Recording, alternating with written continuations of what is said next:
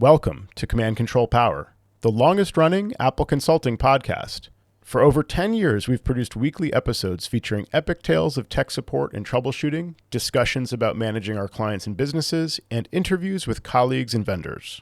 For our pro listeners, we offer Patreon-exclusive shows. This private podcast feed is tailor-made for IT professionals looking for advice and guidance on the more challenging aspects of running your practice, working with your clients and employees, and managing your fleets of devices. For a modest monthly contribution, you'll unlock a world of deeper Apple expertise, meaningful connections, and a shared passion for Apple technology. Simply visit commandcontrolpower.com and click support. And now on to the show. Welcome to Command Control Power. Thanks everyone for joining us and listening. As a reminder, we do live streams for patrons. So that's a new feature of the show. If anyone wants to sign up to become a patron, you get a t-shirt, you get random perks like things that I send out to patrons, things that I create in the community and send out. Also, these live broadcasts that we do. So we'd love to see more people signing up for Patreon and hearing more of the behind the scenes episodes that we do, but also to participate in these public shows as well. So Anyway, thank you all for listening. Yeah, thank you. To be clear, Joe had just said that you can not only participate in the Patreon shows, but you can also participate in the public shows. So the ones that you're going to be listening to today, if you're a Patreon member, you could come in here and participate in the conversation. So that's a really nice perk. I wanted to start the show off talking about, I've got a couple of domains that don't have email addresses. One is daylightmac.com. Ding. There it is, yeah. Where you can go and you could buy a subscription to Daylight, which is a CRM for the Mac. And I don't believe I have an email address for that, and it just redirects to MacWorks. So I got it, and we've all seen these, where you get those emails from these random people who tell you that they're white hat hackers, and they're able to spoof your identity or your domain or your email address. And sure enough, I looked at this thing, and of course, they're looking for some sort of a, air quotes, bounty. And I'm not going to send nobody nothing. I can't even buy an egg sandwich. Today's prices. Yeah, exactly, yeah. And sure enough, this white hat hacker was right. He could do a spoofy thing with the domain or any domain you squat on that you're not running email out of.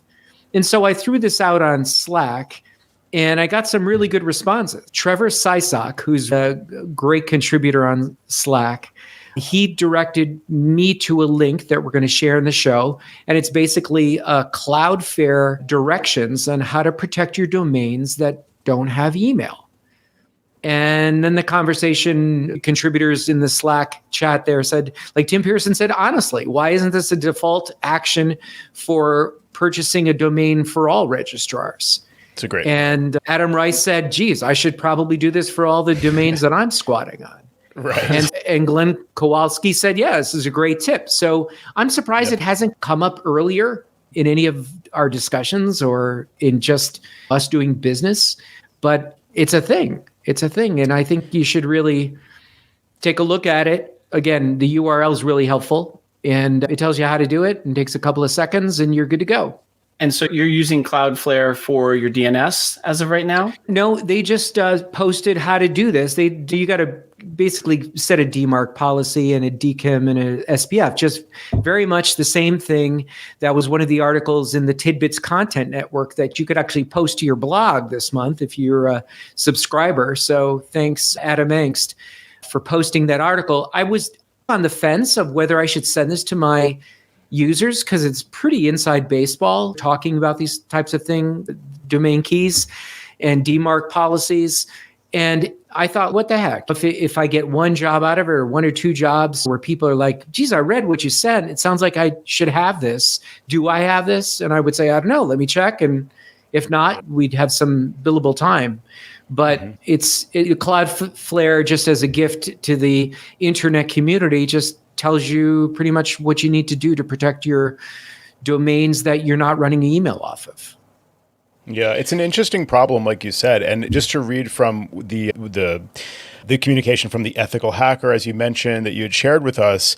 It says, recently I came across an email spoofing issue on your website that I would like to bring to your attention. The issue allows anyone to send emails from the address hello@daylightmac.com in this case to other users. So like you said, spoofing the email and then find the details. So they explain the details.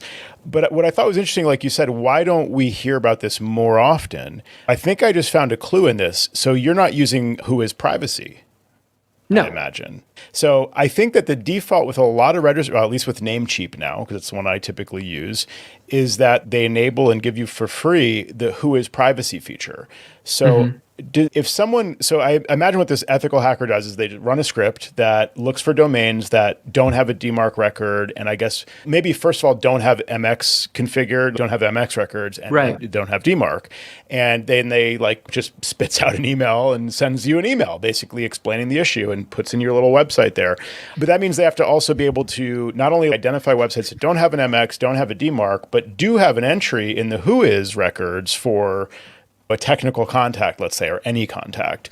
And if you're using Whois privacy, what I'm not actually sure of is, do they forward contact attempts to you? If someone tries to do this and you have Whois privacy, I don't think they can reach you. And that's I don't think there's a forward of any kind. This may be happening to a lot of people who aren't hearing from an ethical hacker about it and aren't hearing from anybody about it because you're just on your own. And to your point, like, why isn't it the default? Why isn't that the standard? So again, to add clarity to your point, Joe, if you did have Whois privacy, it doesn't keep someone from spoofing your domain. It's just you know. Yeah, well, you're not going to get the spoof. Exactly. Yeah, exactly. You're not going to get an email and nobody's going to be able to contact you. No ethical hacker can reach you because they can't look up your Whois contact info. But yeah, so what it means is that anyone can send an email from your domain because there's no other system in place to say it's not really that, it's not really you. So it is a big problem. They could write an email saying, hey, I'm the owner of daylightmac.com. Do you want to send me some money and I'll sell you my website? And I don't know, hopefully they're protected through escrow and things like that and other ways of preventing some kind of fraud like that. But I don't know, that's just the first thing that comes to mind. But there's probably a lot of things if you can pretend you're from a company that you're definitely not from. How about your domain, Sam's Gone Wild, samsgonewild.com? Are you going to... Oh, I'm too old for that. I sold that a few years ago. I'm almost 50, man. I got to put that to bed. Okay. All right. It should now. The new website is samwaswild.com. But no, Sam is mild. Sam is mild. Yeah, Sam gone mild. Nice. That's good. Oh, that's a good tip, though, Jerry. That's a really important one. So I like the idea of so we've been thinking about this recently with clients. If you have a client on your roster who's paying you monthly, is this the kind of thing that you should put the burden on them? Send a blast to everybody, and then on the off chance that some of them wonder and say, "Does this apply to us?" Then you engage with them. What I'm wondering is if they're on your roster as like a monthly plan subscriber, like, can this be part of the offering, not to do it for free, but to review their status and to send recommendations more proactively about non-standard setups that they have or room for improvement, because it results in more billable for us. It's not like this is out of just the goodness of our hearts to do it, or it doesn't have to be part of a monthly plan if you're charging for consulting time or projects or whatever. So one example we have recently is just doing a review of email security in general. So actually it's really the same topic, but specifically like with Microsoft 365 accounts that most of our clients are using, going in and making sure that there isn't some legacy setting where they're not using MFA and they really should be, or in certain cases for certain companies, maybe for everybody, they should really be using Microsoft Defender to protect against certain kinds of spam and phishing and spoofing and all that stuff. So like going in and making these recommendations. So best practices specifically for email services in this case, we're preparing a list of bullet points of this is what we've developed over time. We've been doing this for a while. In the early days, there was no MFA, or it was like very minimally used. In the early days, it wasn't necessarily considered best practice to make a separate admin account and not have, if it's one person in their company, they would be the admin by default. You'd create their address, they're the admin. That's all that exists. I think it's considered best practice. This is what we do. This is what I think Microsoft recommends, to create a global admin that's unlicensed. So like in Microsoft 365, you go in, you create a new user account. It's tech company or support at or whatever it is. Let's just say in my case, CIMAC at thecompanydomain.com, their company. And it's an unlicensed user. So while it's an email address, or it looks like an email address, you can log in with it, but you can't send email and you can't receive email using it. I think you can have the email be forwarded to you. And the point of that is that the client doesn't have admin rights, or if they have admin rights, they have their own admin account. That's like client admin at thecompanydomain.com. That's different from their jsmith at companydomain.com. So are you guys with me so far? Do we all, is that how you do it, Sam? Can we typically?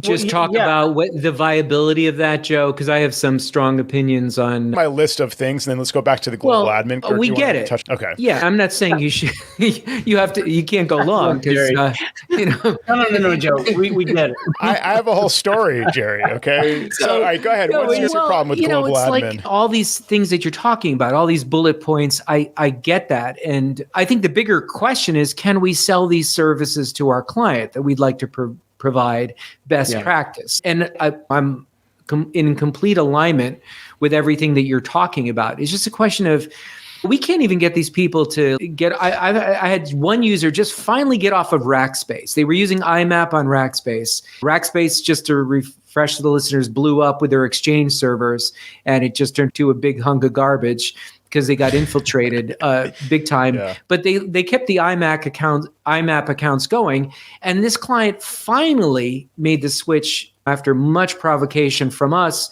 to go to Microsoft. So we can't even get them to do step one. So to try to present some piece of paper, virtual or otherwise, to Mr. Customer and say, hey, this is really where you need to be at for 2024. And if you're not, you're just ticking time bomb and you're going to get hacked. I can't sell that. I feel like you could lead these horses to water, but you can't make them drink. It depends on the client, I think. And there are certain clients who are like, oh, what? We need that. Like, we need to jump on that. And there are others that are like, whatever. I have clients like that too, Jerry. I really do. And they find out the hard way, usually, in some form of another. I have a story about that for a little while later. But that's, it depends on the client. I think you have to do a little convincing at times. And it's not just to make money either. It's like, you guys got to be secure. You can't do this. Yeah. I have very few clients that are willing to spend money like this. Yeah. We're not talking about a lot of money, are we? Like what? I mean, this is like on a per client basis. No, a couple hours work or whatever. Sure. No, I get it. Yeah. Also, it's also our responsibility to make the recommendation. That's how I feel too. I'm not going to let them say no. It is my opinion. Exactly.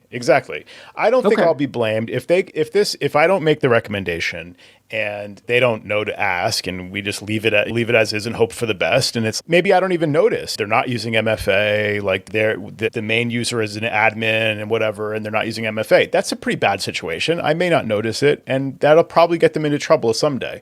I don't think they're going to blame me. I think they're going to call me for help, and I'll get some billable time then. So I could just let it go. But I do think it's our responsibility to be proactive about that and say, hey, we've done a courtesy review of your account, and here's our standard recommendations. And I'm not going to go into my list, but it's basically we're going to separate the global admin account. We're going to turn on MFA, whatever. Make sure all the users have MFA enforced, and all the detailed thing that we're building out our list. And the thing is, though, so we can say a blanket blast to all clients, here's what we recommend. And maybe it will be a newsletter or something like that where we send it to everybody who we know has a Microsoft 365 account, for example.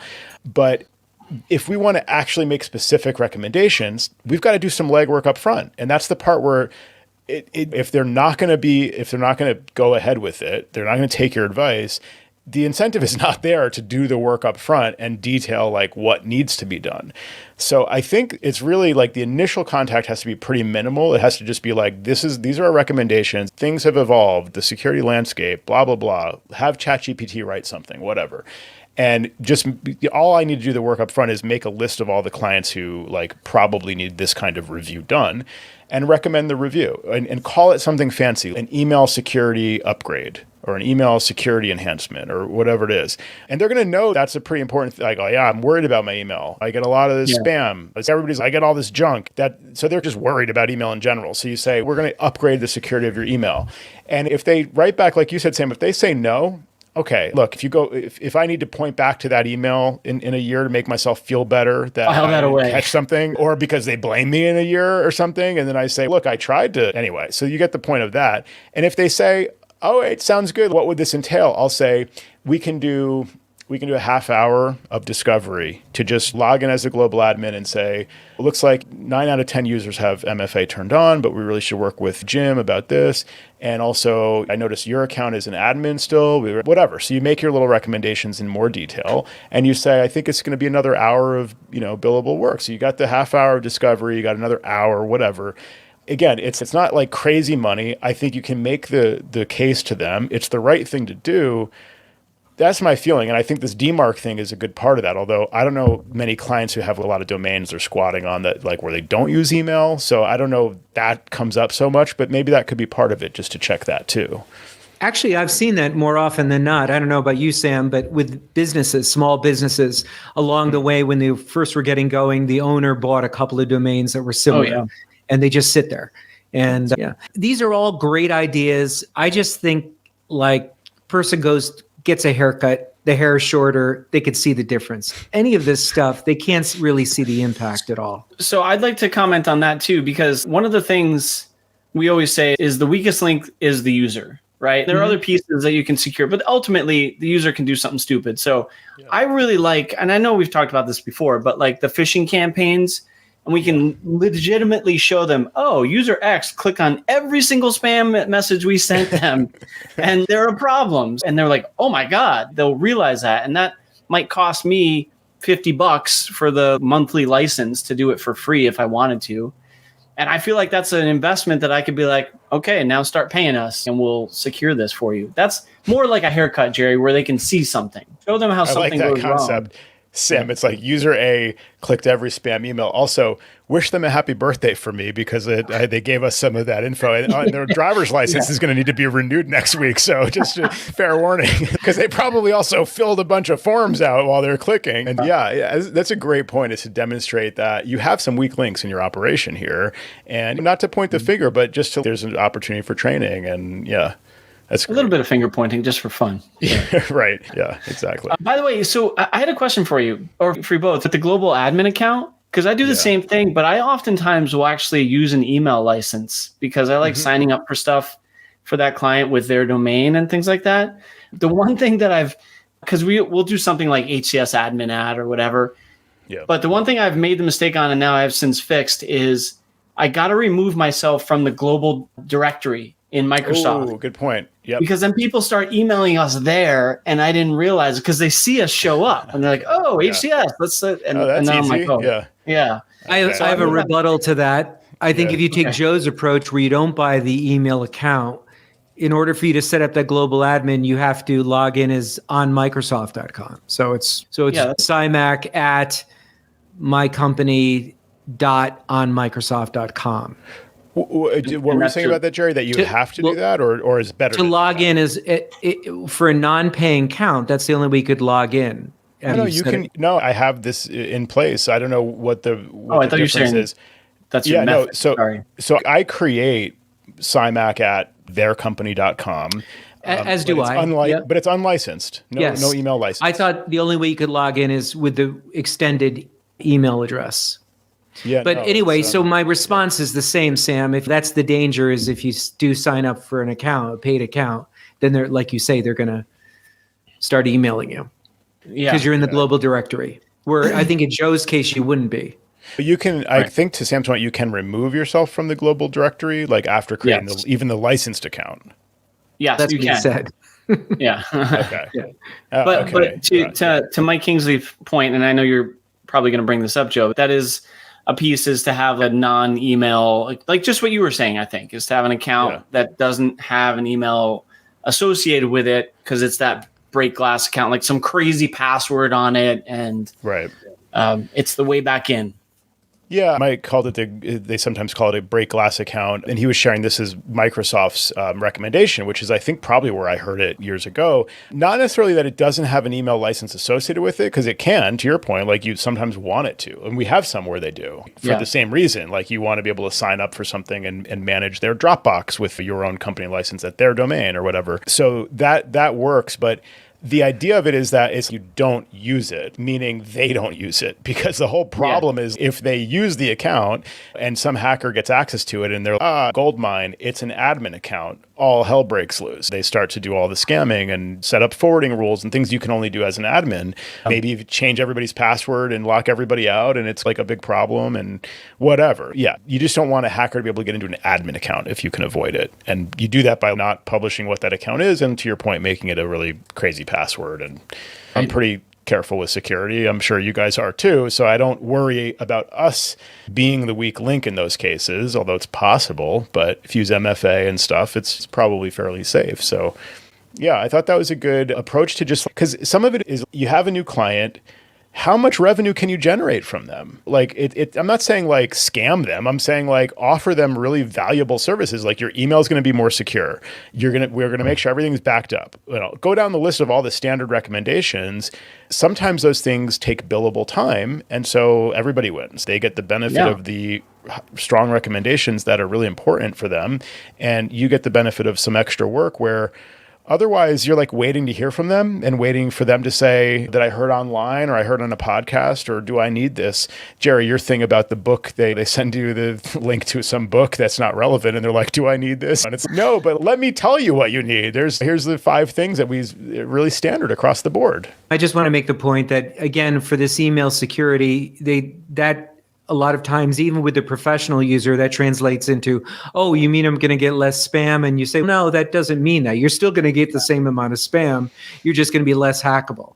And so sometimes they can't really see the payoff or the benefit. Yeah, I got one client that we've offered them this. It's a SonicWall cloud security platform for 365 and Google, and it helps protect against malicious threats and stuff like that. And every once in a while, they'll just send us emails going, why are we getting so many spam this week? It's crazy. I'm like, that's going to continue to happen. But also, every single time they ask us, I say, here's that quote that I was talking to you about that can help protect against some of this stuff. And they're like, oh, okay. And then they go silent. A few weeks later, same message, same reply.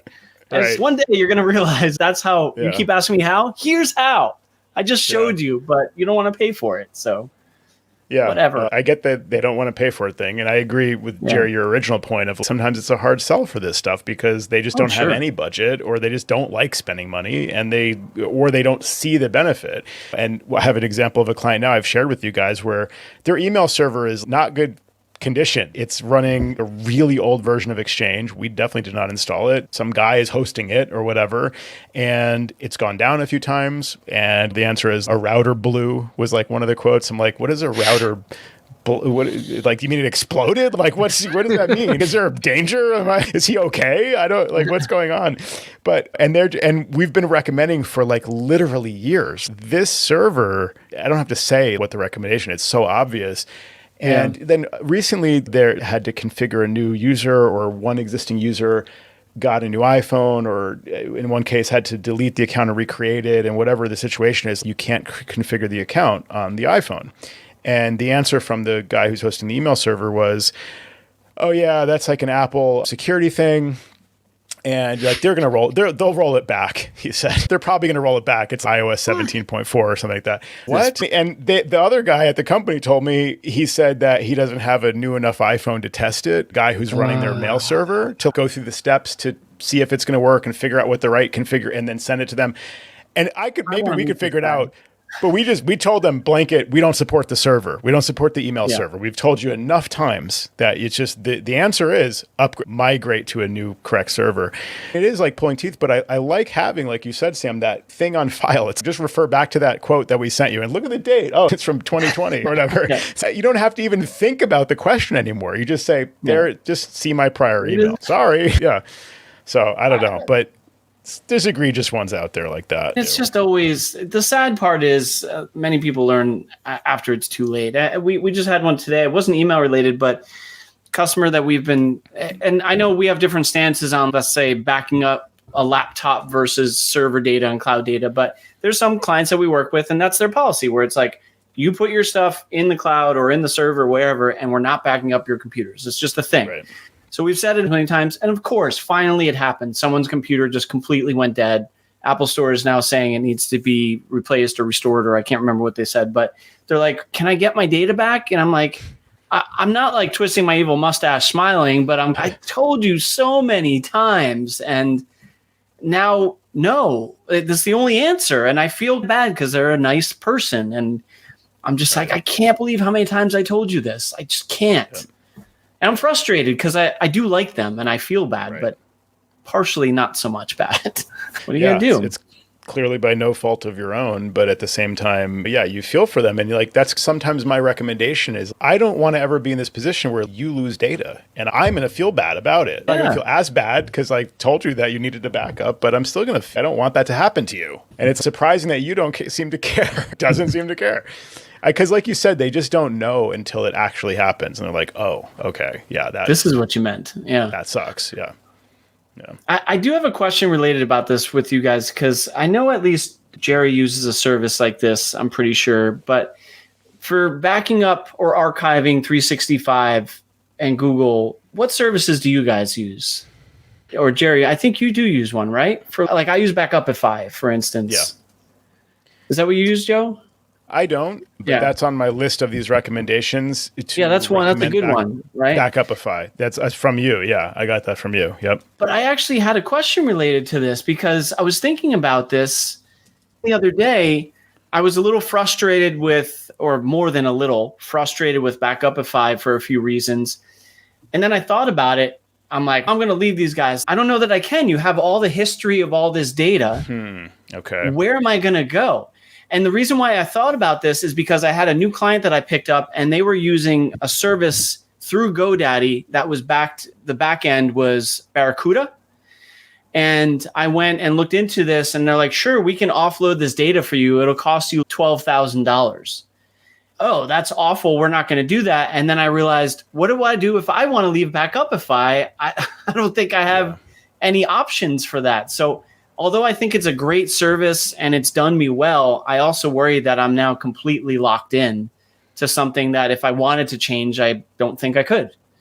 So we're getting some really good feedback in the chat. Sam, as you mentioned, Chris, however, says Synology Active Backup for M365. And he says they either host their backups on a Synology at their office or they get the client as Synology. Mike Kingsley said the same recommendation. There's also a Google backup app for Synology as well. Yeah, I have one client using that. Mike says he calls it a reverse backup. And the nice thing is it's on a customer site instead of in the cloud, that's a great feature. I really like that too, to have the local aspect of that cloud backup. And then Chris says further, they back up.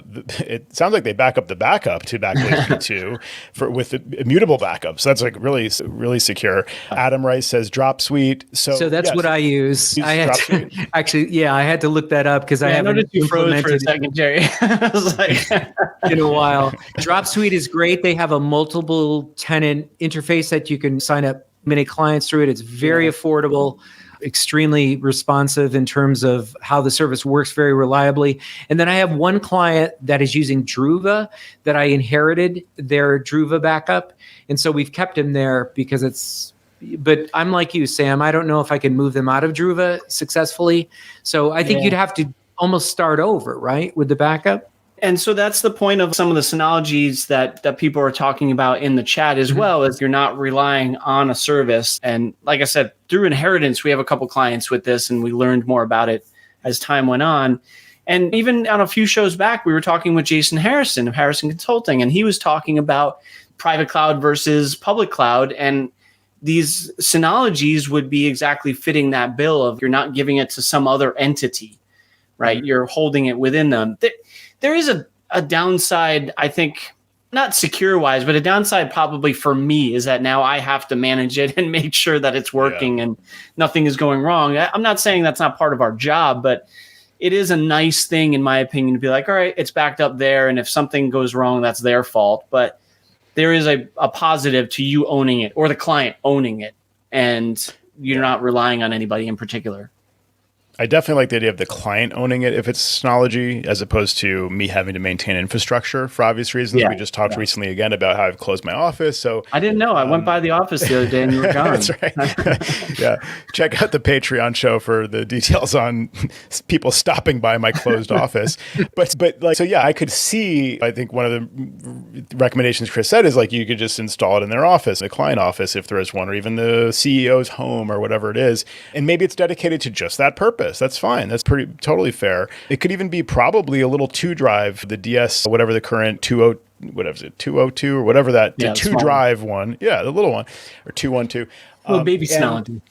Yeah. And so if you were to do that, the idea of the switch, like switching from like when do you leave behind Dropsuite or Backupify or whatever, couldn't you just pay for another few months and while you're staging the backup and now you've got the backup up to date on the Synology, and then that's now collecting the new data going forward. And then after a certain amount of time, you can abandon the old system of backups once you know like the historical email is no longer needed? Because what am I missing? Is it just the current messages coming in that are backed up and going out? Or is it like, does it suck all the email in like a migration in that situation? It's all previous stuff too, even stuff that people have deleted or users have gone away. So for legal holds, you need that. So if they got sued or something and they're like, we don't have that because we moved backup systems, they'd be like, well, it's not a good answer at all. So this is maybe a long-term project then, because the idea is you could put it in place now. Yeah, in the case of a legal hold, you're talking, it's like, what, 7 years or something like that? Yeah, so that's probably a long time to start a Synology backup now. And then in 7 years, I don't think I want to be doing this anymore. I probably still will be, but you get my point. Like, that's a long timeline to think about. Yeah, I know. The problem with Backupify right now. What's the problem? No, it was just keeping it, yeah. Datto got bought by Kaseya, and then there were a whole bunch of billing issues. They're still doing their thing. It's working, and it's not anything to do with the service. It's just our bills have been a mess, and there have been some problems with charges that they couldn't explain and all this other stuff. So it's been a bit nightmarish. So I was just looking into it and then realizing, oh, I'm blocked in. And this definitely elicited a lot of talk in the chat. And I would agree with what people are saying. And I am familiar with the fact that on the Synology side, the Microsoft Active Backup can do that stuff. It's just actually, it brings up a point similar to what Jerry was talking about. Is now you're saying, okay, pay this few $1,000s for this upfront cost, and it'll be good for you in the long term. What do you want me to do that for? But you have to explain that well, that it's necessary for many different reasons, not the least of which is legal. Interesting. Yeah. That could make the case, depending on the client, a lot more strongly. Just like the legal hold aspect. That's an easy one. Yeah. For some clients, depending on turnover, if they know that they have a lot of turnover, it's the idea of preserving those deleted user accounts and things like that. I love the idea. I guess for you, Sam, it's just start recommending Synology Active Backup going forward, right? Yeah, that's the best I can do. Yeah. Right. And then I guess you have these legacy accounts. To your point, you're tied in with whatever vendor you go with for the long term, unless there's any kind of, I guess that's the original question. Is there any migration path going from one backup company to a different backup company? They're all proprietary. So and again, I didn't even really consider it that much until the situation with Barracuda, where they're like, I think it was $12,000 is what they said. It was multiple terabytes, but still they were like, yeah, sure. You can get copies of all it'll be in PST form and it's $12K. And I was like, wow. Plus how much labor? $12K for that, but then like how much labor on your side to actually complete the job? It's that's a lot. It just gave me a moment of pause. And cheers to all the guys in the chat about Synology. I think it's something I need to look at. Yeah. That's a great tip. I didn't realize that. Yeah. So another thing that Chris Haver said was Synology Active Insight for monitoring. This was on my list to discuss, actually. I've complained on the show quite a bit in the past about, first of all, a few years ago maybe, Synology stopped sending notifications by relaying through their notification server, essentially. They used to send emails out like on your behalf with DSM-6 and prior. And then DSM-7 came out and they're like, oh, by the way, there's no more notifications sent by email. So then you had to figure out a solution. So I tried different things. So I first was using Synology CMS, centralized management server, whatever, Synology CMS. So I'm running a Synology. Again, I'm maintaining infrastructure once again, a little Synology in my home office to run this Synology CMS server or host, and then have all my client machines, my client servers, talking to it. So then they're communicating with my Synology CMS host, and then my Synology CMS host is configured to send email notifications. So bottom line is I get notifications about client server issues just by doing that. And that's free other than the cost of the Synology hardware, obviously, that you have to use as like essentially your relay server. The whole point of that is to avoid having to configure SMTP on every single Synology that you manage. I don't want to do that. I don't want to have to deal with a problem if like suddenly it's not. How would I know if it's not emailing me because there's a problem? I'm not going to get that notification. So anyway, it just seemed like not a great solution. So this was a kind of a workaround, but it's also clunky. And I found that occasionally I get a bunch of alerts like practically all of your servers can't talk to your CMS server for some unknown reason. It's just like glitchy. It's not great. Yeah. So I ended up recently landing on Active Insight for this. And this is exactly what Chris was recommending for monitoring those servers of your clients for the backup hosting and all that. But this is good for just monitoring in general. So this is my new recommendation for any kind of monitoring, really specifically for especially file sharing servers. We have some Synologies that do just like time machine backups for clients, so we don't worry about those. We have those still under Synology CMS. I may configure those under Active Insight. But late breaking news, they actually restored the email notification server like relay system to a recent version of DSM, also DSM 7 point whatever, 2 something or something like that. So you can actually do that built in now once again. So I think my new recommendation for this is use the built-in email relay thing that's built into Synology for the kind of like low, like the basic servers that are like just backup servers are the main ones that like I don't really care about full monitoring for, but all the actual servers for file sharing, use Active Insight for that. It just works much better. There's a cost for that. I forget what the charge is to do that, but that's definitely a more robust solution for that kind of feature. Yeah, I don't know what the cost is, but yeah, go ahead, Jerry. I think just going back to the whole Backupify drop suite solution versus getting a Synology and that initial expense that you need to make, it's philosophically, they're so different in terms of what we're going to present to the customer and what the best solution is for them. That it's like, should you lease a car or buy your own car? So it's a hard sell. And then you own it, right? Whereas if something, let's say you got them to get the Synology, right? Then the onus is on your shoulders to do the maintenance, to make sure it doesn't go sideways. And eases the burden a little bit to offload it to his service. That's always what I think about too. I think after hearing this show, Jason Harrison might want to come back on, but so we'll talk to him soon about this. But I think that is the whole point of that we've been doing that back and forth on is, do you want to own it and be in control of it and have the onus be on you if something goes wrong?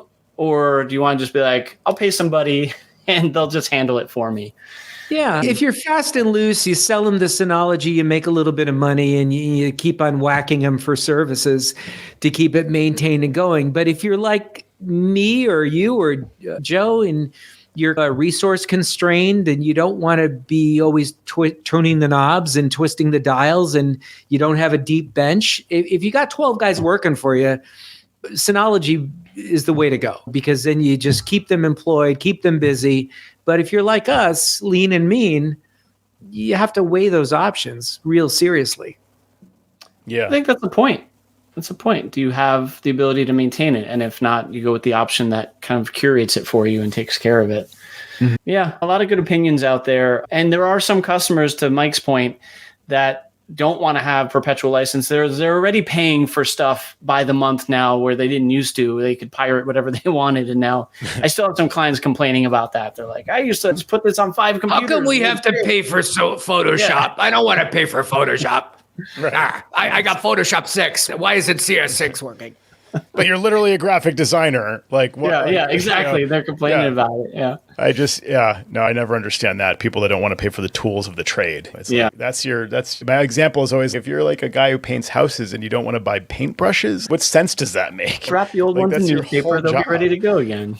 Right. I think there's some aspect where it's either dependent on the client or, as you said, Jerry, what your team can handle or your army of one can handle. What can I take on manually and have to check? Or don't get me wrong, I understand Active Insights can tell you this stuff automatically, but you are maintaining some of it in some capacity on your own, and that's on you. Right. And there is some nice factor there where it's being handled and the company is big enough to handle a problem if it goes down. Hopefully. Yeah, you're getting You're getting the emails. It's not another thing you have to worry about. Yeah. Yeah, the idea of a managed service versus hardware that somebody needs to deal with. Because what do they do if they need the email, Sam? Does that happen that often where they're logging into Backupify? It's a service. It's online. They know how to do that. In the case of Synology, they need an address. They need some proprietary system that they don't quite understand. I guess if they're already using a Synology for their file sharing, then maybe they already understand the idea of their account name and password or whatever. But I don't know. Yeah, to the points that some other people are bringing up too, like there's the other aspect of like, where is my data going? Who has it? And where is it shared with other people's or other companies' data? And who has access to it on the support team over there? Those are all valid questions that a company might want to be like, no, let's put a Synology in place. Let's have it here. I can see it in my office and I know that my data is there. There's some point to that too. So I don't know. I'm playing both sides here. Yeah. Yeah, no, because I'm going back and forth too. Because at first I was like, "Oh, Synology does this. This is great. I'm gonna start using that." But yeah, the same debate comes up in my head about, first of all, the upfront cost to the client, and they may be averse to like spending money up front in some cases, and prefer to spend a little bit every month. In other cases, it's the opposite. Like you said, Jerry, buying a car versus leasing a car. It's just a philosophical thing for some people. And then the fact of ongoing, I need to be aware of it. I need to deal with it. That's not a zero cost. So that needs to go on my managed service plan, like some amount per month of updates, just keeping an eye on the Synology. Maybe it's already there. Again, if they have a file server in place, like maybe this is an easy add-on kind of thing, and you're already monitoring the server and whatever. I guess it just means that if they need the data in a pinch, like there's a legal situation or whatever, they probably in a lot of cases will need to go through you as a reminder. It's what do I do? Whereas with Backupify, you just tell them it's Backupify and they're going to go to that website and they're going to log in. They probably have that saved or you've helped them log in once and now it's saved. You can do the same thing with Synology. It's not like that much different because they could use Quick Connect and everything. And you could protect that with MFA and all that. So I don't know. I think I'm still leaning towards Synology, but yeah, it's good to know the options. And there's no easy resolution to this cloud versus what is it? Point up for the cloud versus on-prem is pointing down in the basement, like cloud versus on-prem. There's no easy solution to that. But I love the Synology. Just for the guys in the chat and the gals, I love the product. I use a Plex. I use a Plex server all the time. I stream music. I do all kinds of things that are for entertainment as well. So it's fantastic. And it's been running for 5 years and I haven't had the need to replace it. But I don't know, when you start making these real serious choices for clients, you're a bit of a cowboy. And as long as you think I'm going to live forever and I'm not going to get sick of the business and want out in 3 years, and as long as you can manage the clients, how many of these do you want to take on? 3? Let's say it's yourself and a helper or something like that. How many do you want to do? 3, 5? How many do you want to do? I don't know. Take on. Yeah. I'll be the first one to very strongly recommend Synology as a file server for someone who doesn't want to use Dropbox and use the cloud solution that Synology has. That has worked great for me in years past. So I'll be the very first one to suggest that. But then, going this other level, I back up my own email through the Synology, but I don't know. Yeah, no, I hear you on that. Just not wanting the responsibility, basically. There's a different level of responsibility with recommending and setting up a cloud-based thing versus hardware. That's just a fundamental different counterpoint, because I think like Mike addressed something I mentioned, which is, Synology has a web proxy address. Like I said, Quick Connect, you can just document that. It shouldn't be so complicated. So what's the issue with, say, You've got your Hoodoo, right? You've got all this stuff documented. You give them their run book, and then don't they just have what they need in case they need to get to their email in a pinch that's backed up, or the server's down? If they can't reach you and the server's down, it's not working. These are standard solutions. They call another consultant who can deal with Synology. It's not that obscure. I don't know. I wouldn't hesitate quite as much. I understand the feeling of I don't want to have to be there. This used to come up for me a lot when it was a one-man show, especially. How many more clients can I take on as just me what if they all call me on the same day? Like, that's a problem. So I get that, but I don't know if in practice it's really as big of a deal. Yeah. All I know is when we have this much chatter in the chat, we brought on a good topic. Yeah, that's a great question. For sure. But I appreciate the insights and the input from everyone too, because it gives me some food for thought. A distributed Synology that's doing email backup for a client, that's like your children. You've got to take care of them. You got to look after them. You got to make sure that they're fed and everything's working properly. It's a burden. It is a burden. And then the client's paid all this money up front. And then you say, oh, and by the way, Mr. Customer, I need $85 for every month for me to make sure that all your I's are dotted and T's are crossed on your Synology. Once again, the calculus on this comes down to number of users, probably amount of data, their expectations, a lot of those questions. So if they're like Sam, you brought up Jason Harrison, this conversation we had about cloud versus on-premises, and he's the on-premises guy. Now, I think he's operating on a different scale than I am. I'm still dealing with home users, residential users, and small businesses. Like some of my larger clients are 20 to 30-ish range, right? So that's going to mean like my solutions are going to be different probably than his, for example. Sure. And certainly like a solution, like you said, Jerry, $85 a month to maintain the Synology, that's a fair price for monitoring, maintenance, updates, things like that. Just the responsibility, like it pays for you being responsible for that stuff.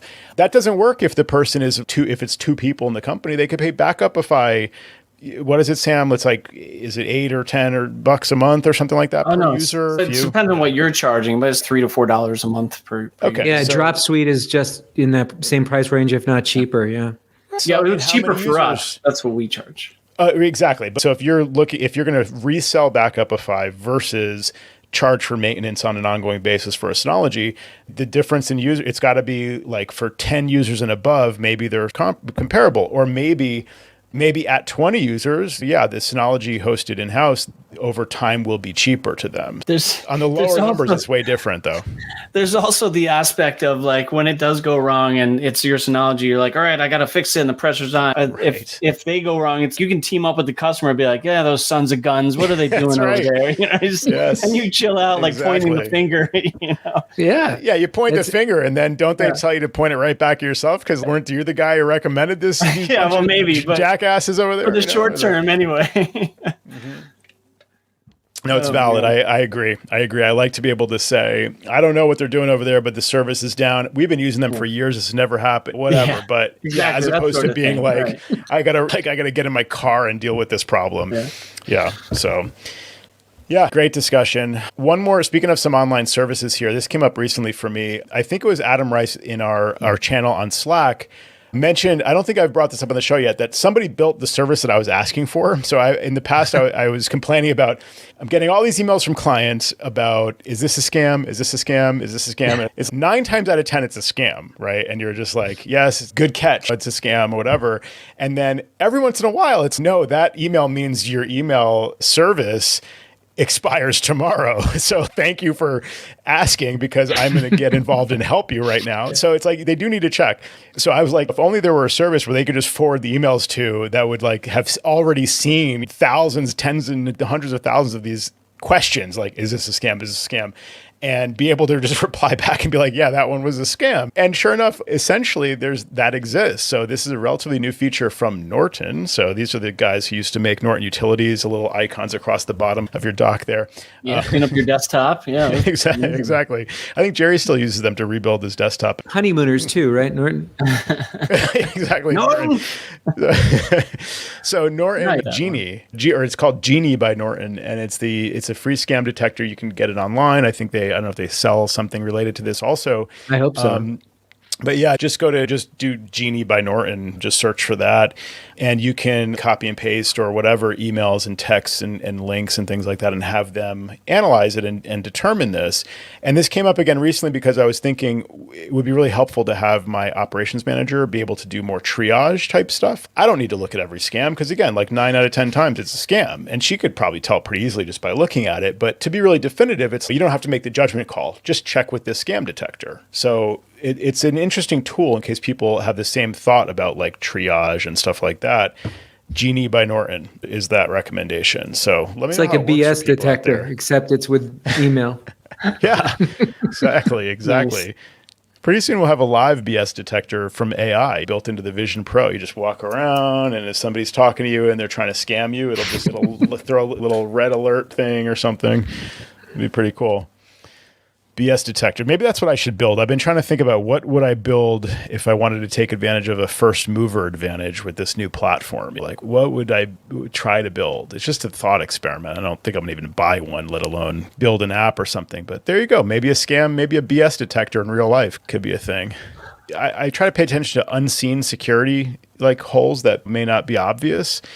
So one is callback services, right? So there's companies out there that sometimes you need to call and they say, you can stay on hold or we can call you back. We have your number, we get a call back. So that's a third-party system that they use to do that, as far as I can tell, at least in some of the ones that I've seen. Anyway, so think about if somebody hacked one of these callback services. And so now they know you're expecting a call back from the IRS or something like that. And they call into that. So I imagine like the IRS has really strong security in place, like where you can't just figure out that I'm waiting for a callback from the IRS. But if you hack into these third-party callback services, I'm already going to believe you when you call me back that I am expecting a callback. So it just occurred to me, I had to make a call recently where there was a callback service. So something to pay attention to out there. Speaking of scams, that one's probably like much harder to detect. So something to think about. Yeah. No, I hear you. If there was a way to detect it, I don't know how, and then be man in the middle of that callback. So you'd be offering up your information willingly, essentially. It's going to get worse really fast, really soon, because of the fact that you can, in these language models, you can upload voice samples like we were doing about a year ago with some Steve Jobs stuff that we were fooling around with. Mm-hmm. And so you could get a phone call from one of your family members saying that they're in a lot of trouble and go to Best Buy and get some gift cards for them. Because that'll help your trouble, some gift cards. Yeah. Yeah, but if it sounds like you, that's right. Like, I don't know why you're telling me this, but if you say so, Sam, I believe what you say. It's like to your point, Jerry, they hear the voice and they're like, that's Sammy's in trouble. I do think about that one. What would you do? Are you going to proactively tell all your family members if you ever get a call from me just because it sounds like me? Is what they said is what the general advice was, to have some kind of code phrase or code word.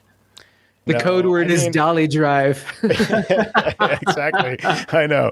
Darn it, you just know I got to change my code word. That's great. Got to make a bunch of phone calls when we hang up now. Damn it.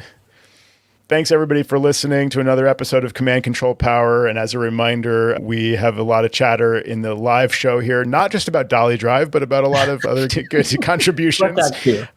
We love that too. And so if you're a listener but not a patron, we would really encourage you and invite you to support us on Patreon. So go to commandcontrolpower.com and click on support. Thank you so much. Everybody have a great one.